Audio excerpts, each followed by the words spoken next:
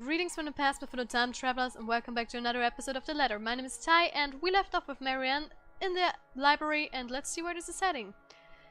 There isn't even a point in trying to make sense of these people who seem to be larger than life. Oh, journal update. October the 22nd. Marianne befriended Rebecca Gales during a visit to the library. Marianne received a call from Rose Cooper afterwards, informing her that the Ermengarde Mansion's floor plans were ready for pickup at their office. Good to know.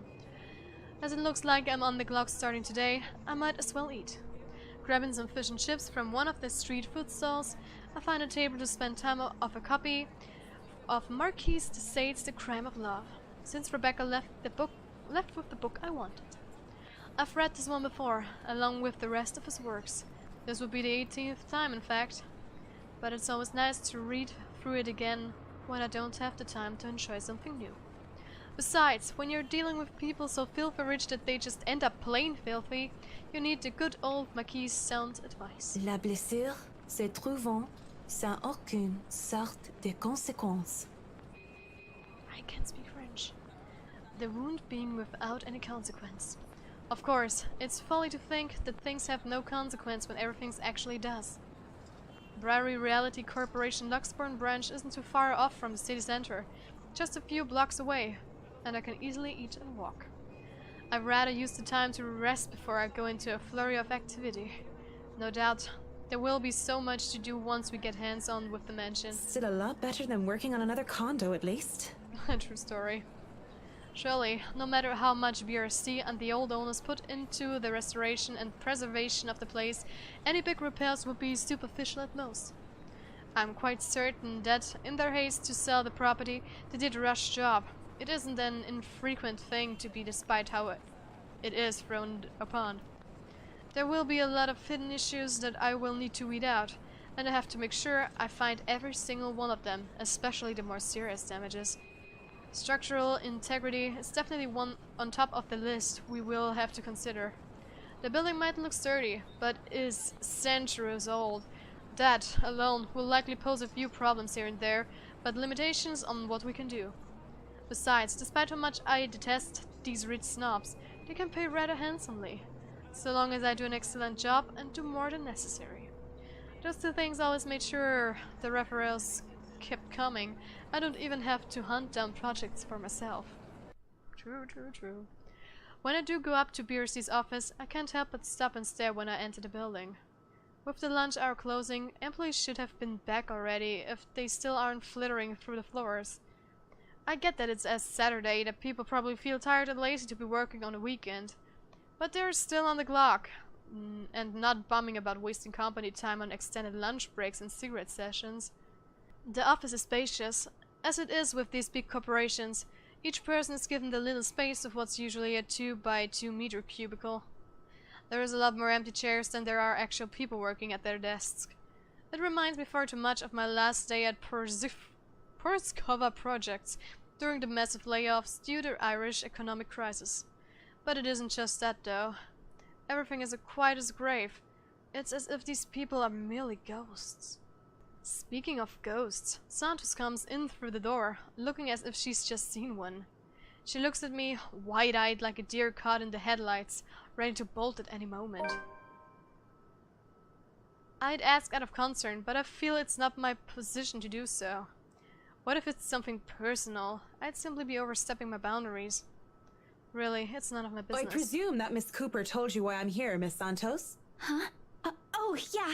Sorry, I just got back from lunch, you know? But it won't take too long, don't worry.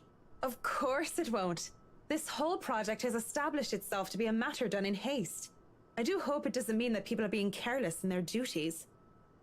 She flinches and looks like she doesn't quite know how to respond to that. Thankfully, instead of opening her mouth, she leads the way towards her station and goes to fetch the floor plans. It won't take too long, as she said, but it does take a bit. Time spent to compose herself, most likely. You know, we usually just email these things. I prefer the real thing. Not that you would know. You probably have your nose stuck in front of a smartphone when you're not working, and even when you should be working, playing those mindless, addictive games. I definitely wish Chris would stop playing that Batcat thing during work hours too. I know what you mean. Digital painting is nice, but nothing beats the smell of real paint. Not that I go and smell paint like a crazy person, but, you know, the real thing is different. Wait, what? Yes, nothing is quite like the real thing. Checking out the floor plans, I see that I'll have a lot going for me. Now I know how Ray felt when he found the Central Park West building floor plans from that one movie. Oh, it's really, really huge. This is why I became an architect in the first place. Jacobean style at its finest. It's a thing of beauty. Look at these gorgeous rooms, the delicate harmony between empty spaces. And speaking of empty spaces, there's something rather odd about these ones. I feel a bit silly saying it out loud because I've never lived in a big house, let alone a mansion. But during the tour, I had the distinct impression that the rooms were bigger. Were they? Maybe the scale is wrong? It's not much of a problem. And it is an old house. There have been little details here and there that I would have liked to address during the open house too. But it was all forgotten in the wake of Miss Santos' incident and the trouble with ownership. The wine cellar is going to be a problem. I shudder to think what sorts of repairs they did to the place. There might have been things that were swept under the rug, pushed to the dark corner of the room, and hidden away in barrels. Water damage could have been covered up. There had been floods due to heavy rains in West England just last year after all, and if there's any sort of damage to the house foundation, that's going to be a lot of work. I was not able to look at the attic as well. For all I know, a whole family of vermin could have made their nests there. Working with pest control is always the worst. Ugh. The sheer size of this place is staggering, even if I did just say it was a lot smaller than I thought. I might just be bitten off more than I can chew, but who doesn't like a good challenge? First things first, I'll have to— So, do you want a coffee? The one from the staff room is pretty decent. There's really no need. I'm sure you have rules against it. Rules against bringing someone coffee? That's ridiculous. And even if there were regulations against it, nobody's really here to tell Sir John. I've already brought 2 mugs, and I'm not going to drink them on my own. Come on. I have to stamp down my annoyance at being distracted. Seeing the girl, the young woman though, it looks like she has a lot on her mind.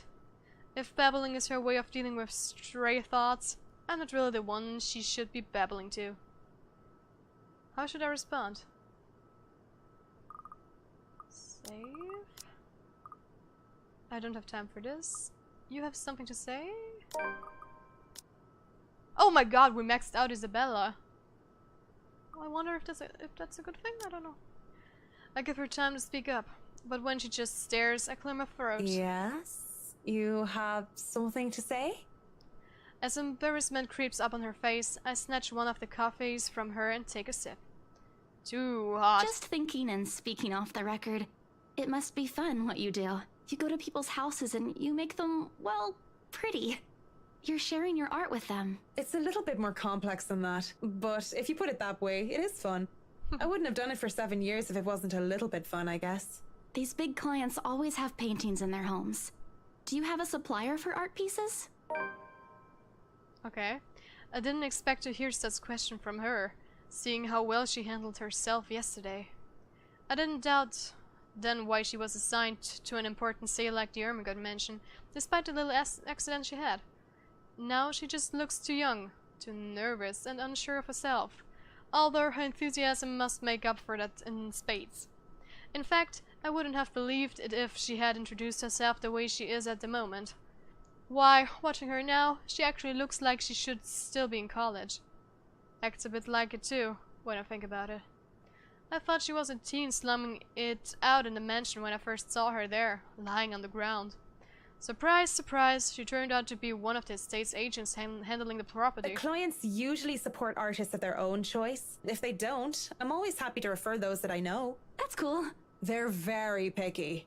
I don't think a hobbyist will have an easy time getting their work sold. Hey, I'll have you know I was a student of the fine arts. And yet here you are, selling property. Maybe you weren't a very fine student of the arts. Maybe I took it a bit too far. She bites her cheek, and it looks like she's barely holding herself back. It's not like I had a choice. She mutters it under her breath. I barely even hear it, but the hurt is there. and it makes one wonder what brought it on. Although it is understandable if for reasons what I think it is. Very few people make it big in the art world. I can see why she'd be upset about it, with that enthusiasm. I didn't have a choice when I left Ireland. It was that, or years of unemployment. The recession and the toll it took in the construction industry was out of anyone's control. I don't know what choice she wasn't able to make, whether it was about her being at art school or something else. But the world isn't a fair place. And as soon as she accepts it, the better. Still, with that forlorn look on her face, I can't help but sigh. The girl reminds me far too much of myself when I was younger. Well, if you're thinking of commissioning your paintings, I'll have to see your work first. Oh, it's not... I didn't mean it like that. I don't have any paintings. Really? You sounded a lot like you still did art or want to. Now I'm starting to worry that you might just like the smell of paint. I'm not a paint huffer, sheesh. I just mean I don't make much anymore. I don't really have the time for it. The tools and materials aren't exactly cheap either. Everything has a price. It sounds like you're making excuses for something you're presumably passionate about. If you really want to practice art, a little out of your wallet isn't much. It's not that simple. It's not?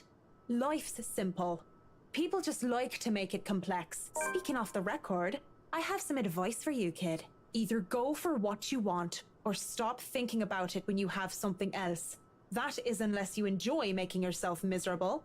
Then by all means. You know, if you wanted to look at the floor plans without me bothering you, you could have just said so. Would you have left me alone? We'll never know now, will we? What the heck? A strained air settles in the room afterwards. Okay. Marianne visited BRC to pick up the floor plans. She was assisted by Isabella Santos, and the two shared a brief talk about art, which ended with Marianne leaving a piece of advice for Isabella. Okay. It doesn't help that she doesn't immediately leave, as she has said, lingering awkwardly by the door with that downcast expression. It's clear there's more she means to say, perhaps even to defend herself and her choices in life. Or is she expecting me to dish out more of that advice? It's an awkward affair, and I choose to hightail out of the reality office as quick as I can. Though I am able to keep myself professional at all times does not mean I like it. And seeing that most of the day has already gone by before I realize it, I choose to head back to my flat instead. Despite today being a Saturday. No fun, but at least this way I can definitely avoid another unpleasant encounter. Considering how much I'll be seeing whiskey in the near foreseeable future, I have a feeling I'll need all the rest the weekend can give me.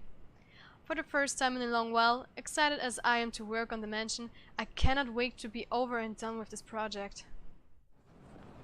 Okay. Monday couldn't come any sooner. After taking the floor plans from Miss Santos the day before the last, I spent most of my Sunday drawings up plans and calling in my suppliers. Although no design choices have been made yet, I'm quite sure that they'd want high-end appliances, the most expensive materials, and the most pretentious everything. They usually did, these rich types, based from experience at least. Given how badly this whole thing started, it wouldn't hurt to be prepared.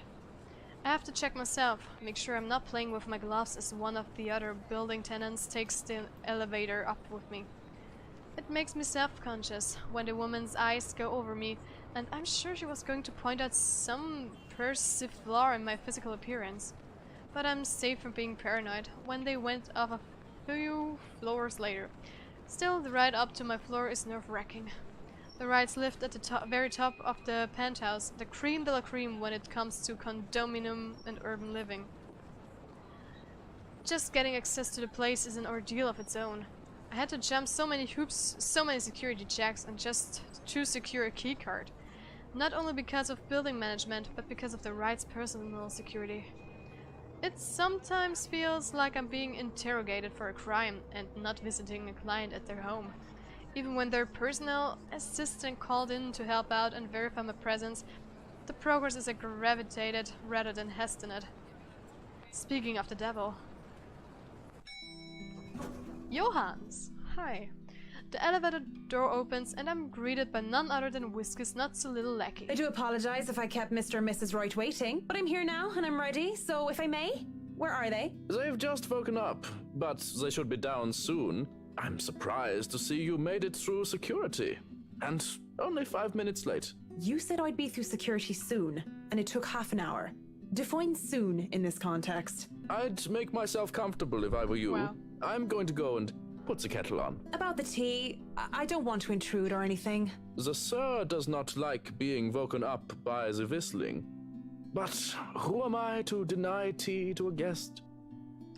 He shows me to the couch before drifting off towards the kitchen, quietly pulling out teapot, cups, and all sorts of other things in preparation for tea. I ignore the animosity towards his employer that his words implied. I wouldn't be too surprised if Whiskey's own people don't like him. Accepting the quiet and isolation instead, I brace myself for what's to come. In this case, soon apparently means more than 5 minutes, or even 10. I sit in our living room, just waiting. And when the kettle starts whistling and the tea has been served, I continue to wait. At least the silence is relaxing. But then, there's a crash. I nearly spilled tea all over my lap in surprise, and I look up expecting security to come running. Even the man at the kitchen counter continues to fix breakfast like he heard nothing. I don't want to speak up about it because he looks far too absorbed in his cooking, and I don't want to be the cause of burnt food or worse. However, there's something in me that just wants to figure out what that was, although I'm normally not this nosy.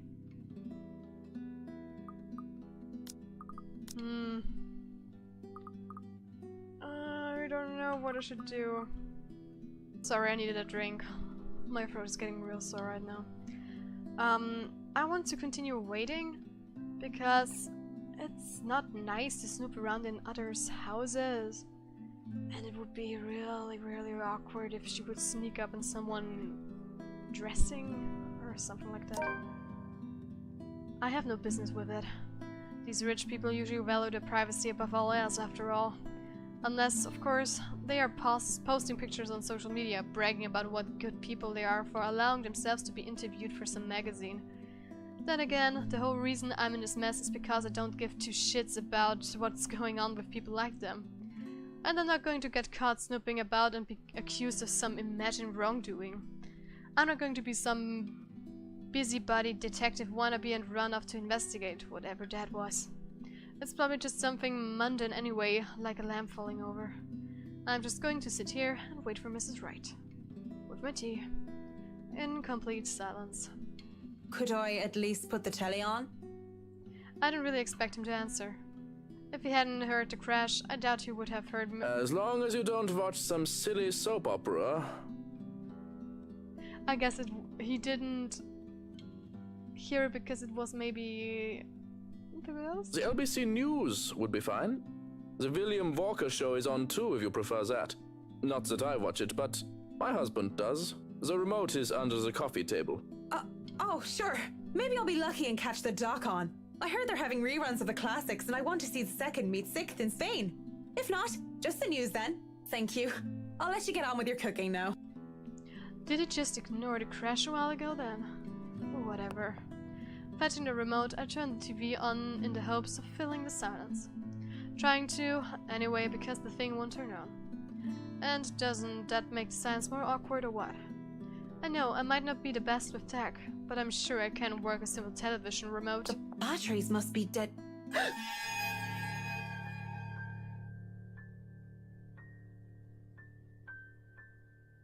Help me. What? There is blood everywhere. Help me, it says in red. I look at my own hands and find them clean, yet I can see my grisly reflection gaping back at me. And though there is nothing staining my skin, I can feel the sticky and warm feeling of blood dripping down my cheeks. I should be worried. Instead, I feel my attention drawn towards her. Her beautiful blonde hair, her soft lips with skins of fair and swinging hips. I want nothing more than to hold her, plant my lips on her neck, and to run my fingers through her hair. She laughs and she smiles when she looks at me, but where are her eyes? Temptation is gone in an instant and I recoil, horrified at this reflection I'm seeing, only to back into something, or rather, someone. Oh. Mrs. Wright stands there, trailing a lock of her blonde hair, a soft smile on her lips, and a hand on her hip. I almost back away, but I ground and remind myself that this is my client. And whatever I just saw, well, it wouldn't be too far-fetched to say that perhaps I'm going a bit daft. It would be preferable, of course, to think it was all the trick of the light or the makings of an overactive imagination. Good morning, Mrs. Wright. I'm sorry, I didn't see you. Well, but guys, that's it for this episode. Thank you so much for watching. Leave a like, subscribe to my channel. If you're already subscribed, click on the notification bell down below so you get notified when I upload my videos. Share us on all your social media, and guys, I will see you in the future are back in the ladder. High five!